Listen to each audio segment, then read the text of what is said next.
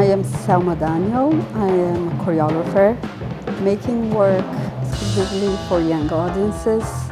This project is in my head for so long. It always stayed in my head and I wanted to do something about it. The time is right. I approached Orla. We have worked together before and we collaborate really well together. My name is Orla Kelly. I'm a visual artist and I work a lot with children in playful ways. And for the past few days I've been working with the lovely Selma Daniel to investigate the intersection between visual arts and dance and how sculpture and dance can discuss things together and what happens when they do intersect. My favourite part of this process was getting to work with props, because in dance obviously you use props, but we got to use a lot of things that you could move and bring them into your dance and you could throw, and I think it was really interesting to see how that influenced how we dance and brought new ways of movement.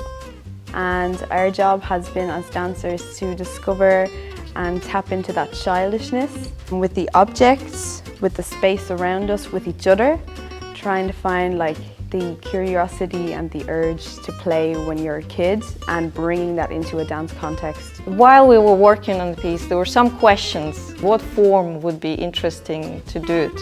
And how would we engage and how we encourage people to play in movement? And is there a piece that everyone's just watching and then joining in, or we are between people and we are like following somebody and somebody follow us, and small play here and there. So this piece is for gallery space. So I'm really excited to know how can we enter into a gallery space and perceive art in a different way, or even behave in a gallery space in a different way. Like we normally don't run or slide on the floor or jump in a gallery. My favourite part was exploring crafting with the hands.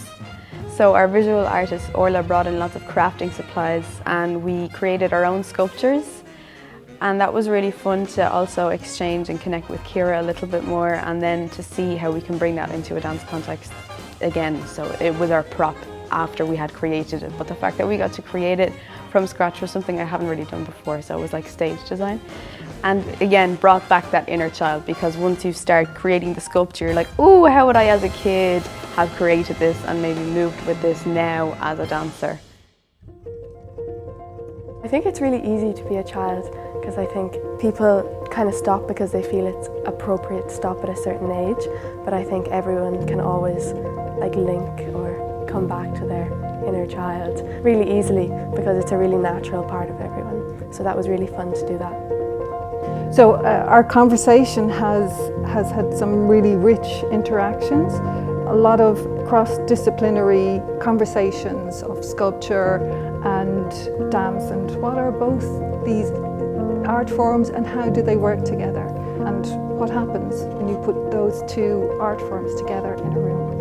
And maybe it's something completely else. So at this stage of the project, we've kind of created loads of different ideas, materials, bits of choreography, bits of scores, like we created the improvisation score and we tried it out, which raised another questions, and that's where we're at. And that material hopefully will be able to bring into the future project where we go, okay, now we're going to make the piece. Now we can have some ideas where we want to go with it. It's been really nice to work with Selma, and she creates a really nice atmosphere where everyone feels really comfortable. She has loads of nice ideas that feed into each other and really let your imagination run wild in the room, which was nice. Big, huge thanks to Arts Council and all funders and partners that has been supporting me all these years, and looking forward to keep going with this work.